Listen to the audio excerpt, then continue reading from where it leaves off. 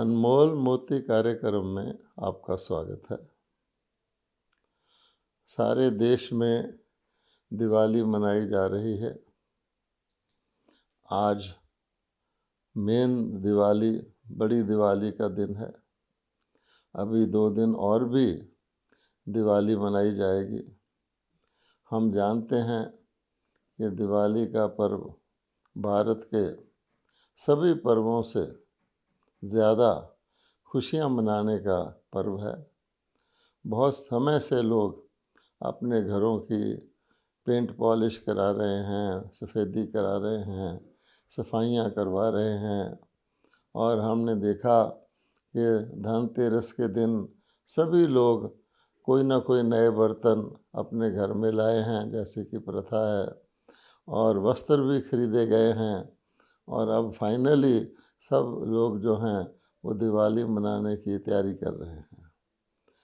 ये पर्व हर वर्ष हम मनाते आए हैं और 5 दिन के भिन्न भिन्न विधि से इसको हम मनाते आए हैं। और इसमें सारे भारतवासी, छोटे बड़े, सब खुशी के माहौल में आ जाते हैं। परंतु ये पर्व कितना महान है, इस पर्व का वास्तविक महत्व क्या है, अगर हम उसको जान जाएं तो हमारी खुशियों में 4 चांद लग जाएंगे। भारत में एक कथा चली आती है जिसका डायरेक्ट संबंध इस दिवाली पर्व से है। और वो कथा हम सब जानते हैं।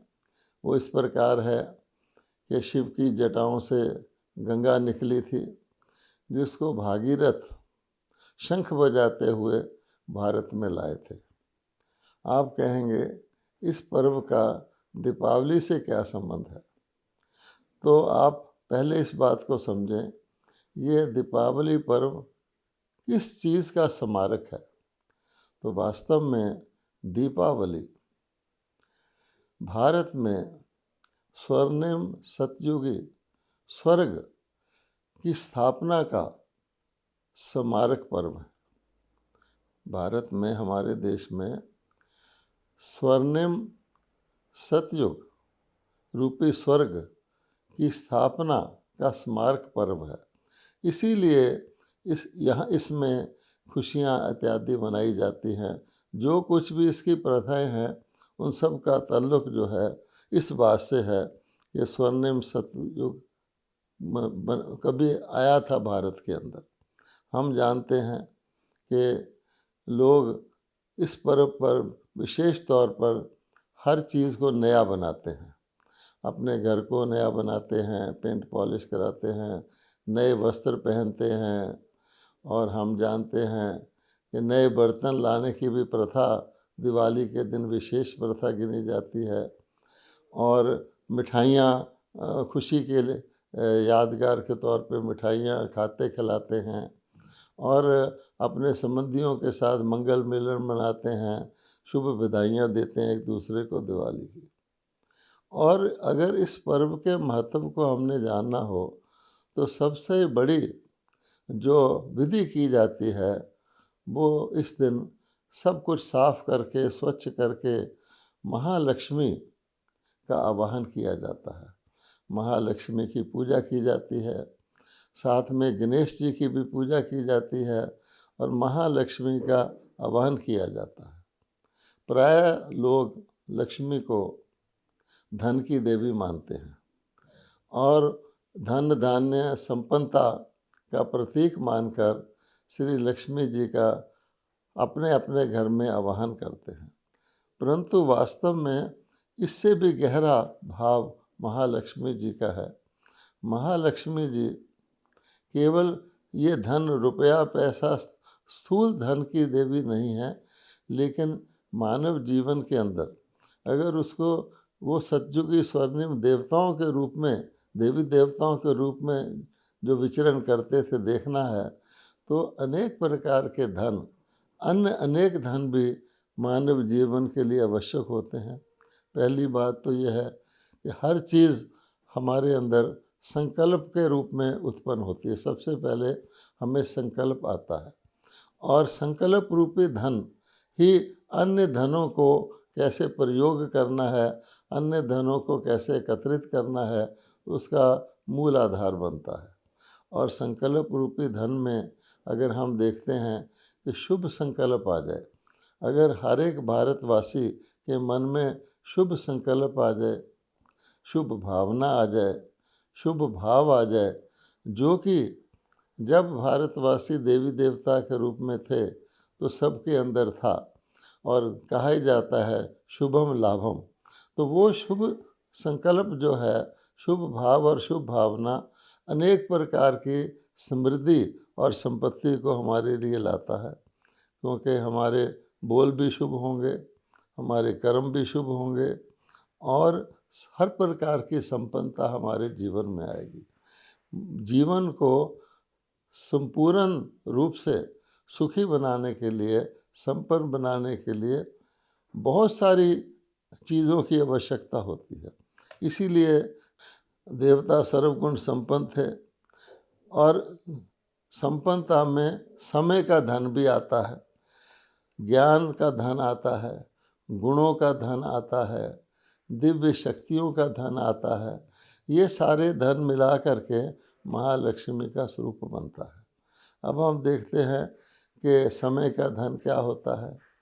व्यक्ति की आयु, हर व्यक्ति की आयु हर जन्म में पूरी होनी चाहिए, किसी की भी अकाल मृत्यु ना हो, ना केवल आयु पूरी हो, लेकिन व्यक्ति के अंदर किसी प्रकार का रोग ना आए जीवन काल में, किसी प्रकार का शोक ना आए, किसी प्रकार का उसका समय व्यर्थ ना जाए।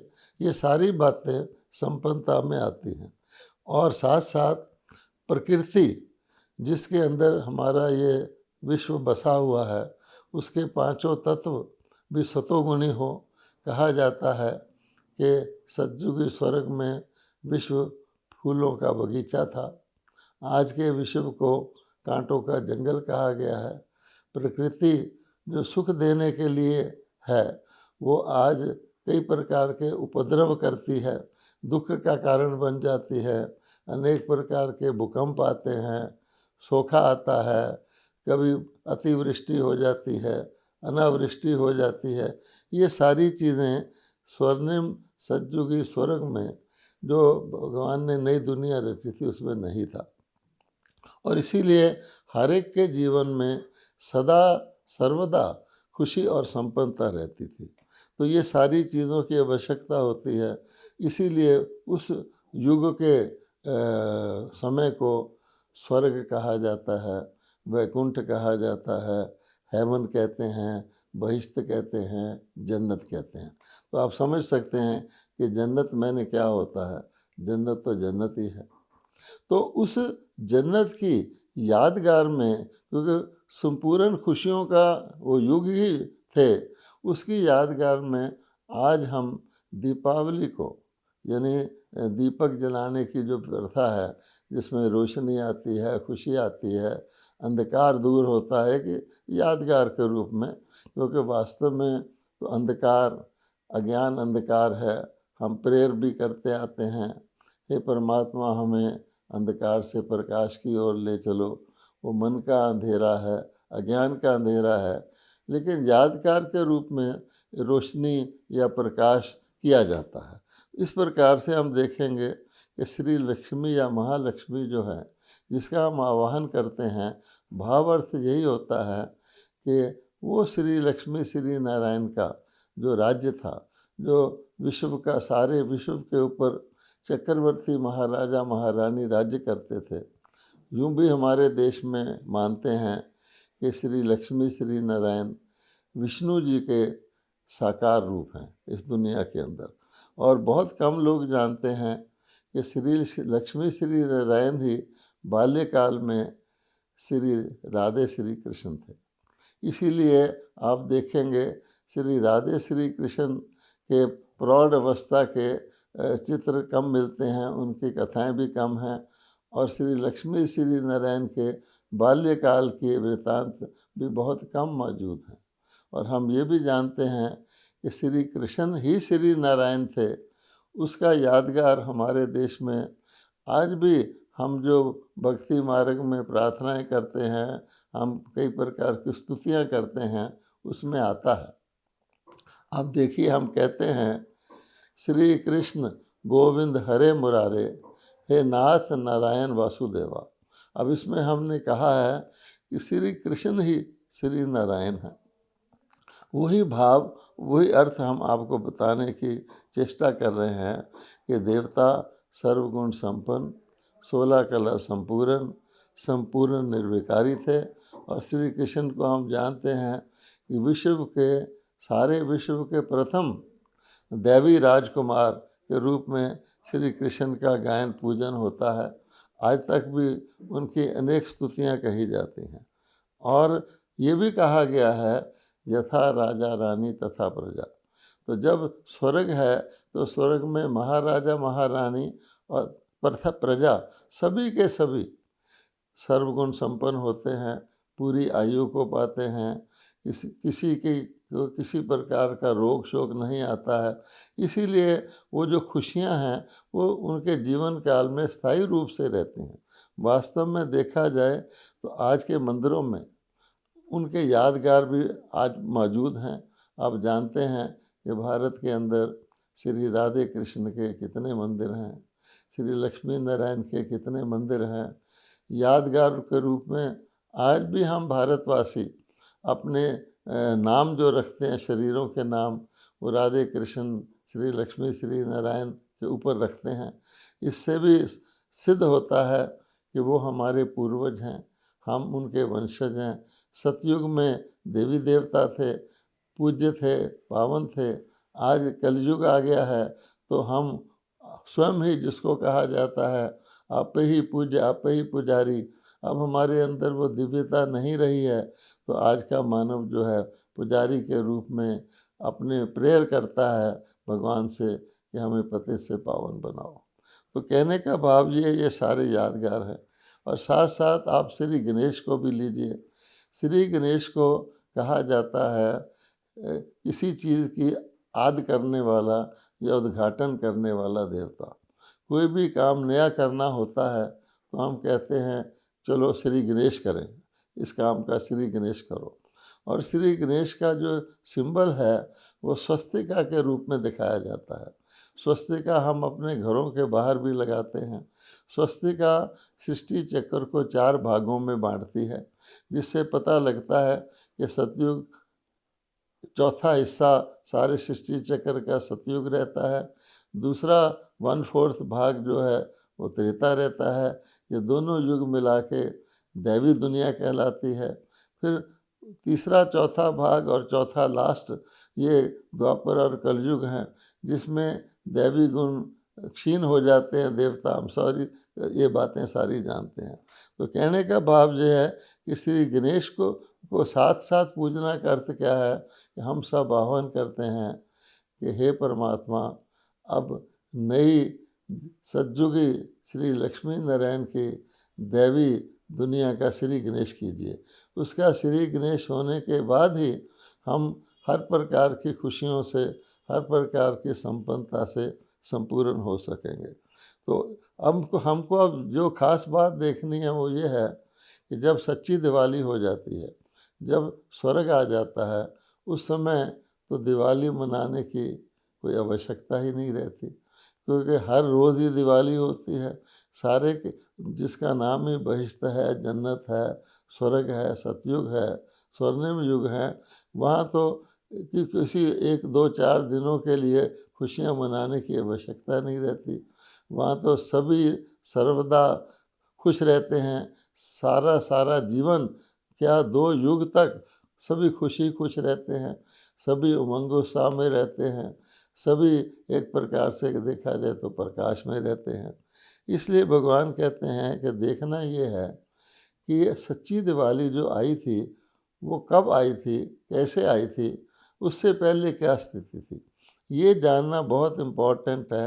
अगर हम इस दिवाली रूपी पर्व को, जिसे हम यादगार के रूप में मनाते हैं, इसको सच्ची दिवाली के रूप में कन्वर्ट करना चाहते हैं या अपने जीवन को उस रूहानी यात्रा पर लाना चाहते हैं जिससे हम उस सच्ची दिवाली की सज्जू की दुनिया में पहुंच सके। क्योंकि आज हम मृत्यु के बाद तो कह देते हैं कि फलाना व्यक्ति स्वर्गवास हुआ, वो हम उसको सम्मान देने के लिए कहते हैं, लेकिन अभी स्वर्ग बना ही नहीं है।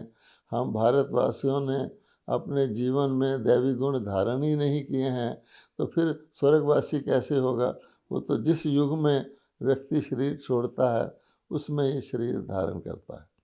अब आप देखिए कि श्रीमद् भगवत गीता में इसका बहुत स्पष्ट वर्णन है। ये कहा गया है, भगवत गीता को आज भी कोई पढ़े, कि सारे चारों युगों के सृष्टि चक्र को कल्प कहते हैं, और ये सृष्टि चक्र घूमता रहता है, हर कल्प के बाद ये पुनरावृत्त होता है। तो साफ साफ श्रीमद् भगवत गीता में कहा गया है कि कल्प के आदि में, अर्थात हर सृष्टि चक्र के आदि में, नया सतयुग शुरू होने से पहले ब्रह्मा जी के द्वारा, प्रजापिता ब्रह्मा द्वारा यज्ञ रचा जाता है, जिसको ज्ञान यज्ञ भी कहते हैं, रुद्र यज्ञ भी कहते हैं। वो कोई इस प्रकार का यज्ञ जो यादगार के यज्ञ है वैसा नहीं है। वो यज्ञ रचा जाता है जिससे प्रजा सहित देवता उन्नत होते हैं और वृद्धि को पाते हैं। अर्थात देवी देवताओं के लोक का जन्म, देवी देवताओं का जन्म, सर्वगुण संपन्न देवताओं की जो क्वालिफिकेशन को धारणा होती है वो सतयुग के आदि काल में होती है, कलयुग के अंत में होती है, जिसको हम संगम युग कहते हैं। तो दोनों युगों का संगम जो है, भारत में हम जानते हैं संगम का भी यादगार मनाया जाता है इसी रूप में कि काले पानी की और सफ़ेद पानी की नदियाँ आपस में मर्ज होती हैं। यानी काले पानी की नदी समाप्त हो जाती है, फिर सफ़ेद पानी की गंगा ही चलती है। और इसीलिए वो जो मैंने कथा आपको बताई कि शिव ने गंगा लाई, वो पानी की गंगा नहीं है, स्मारक है गंगा, ज्ञान गंगा लाई, और भागीरथ के मुख से वो शंख बजाते हुए लाए। तो ये कहा जाता है कि ब्रह्मा के मुख कमल से ही परमात्मा ने ज्ञान दिया था। ब्रह्मा द्वारा ही नई दुनिया की रचना दिखाते हैं, ब्रह्मा के हाथ में ही ज्ञान के प्रतीक वेद शास्त्र दिखाते हैं। इसलिए हम देखते हैं कि वो समय जब कलयुग से अंत का और सतयुग की आदि के पहले का होता है, उस समय परमात्मा सत्य ज्ञान देकर अज्ञान को दूर करके मनुष्य आत्मा को देवी देवता पद की प्राप्ति करवाते हैं। और उसके दो मूल आधार होते हैं, एक सत्य और एक अहिंसा। आज भी हम लोग मानते हैं कि सत्य और अहिंसा के आधार से बापू गांधी जी ने विदेशों से भारत की स्वतंत्रता ली, जो सब कहते हैं जानते हैं अधूरी स्वतंत्रता है।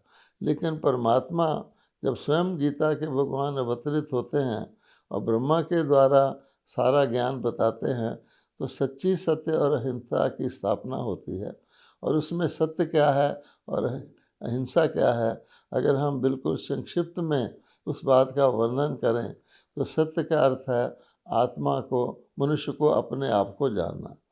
हम गीता के आदि को फर्स्ट चैप्टर को देखें, उसमें इसी सत्य के ऊपर जोर दिया गया है, इसी सत्य का बोध कराया गया है, और वो ये है कि तुम आत्मा हो।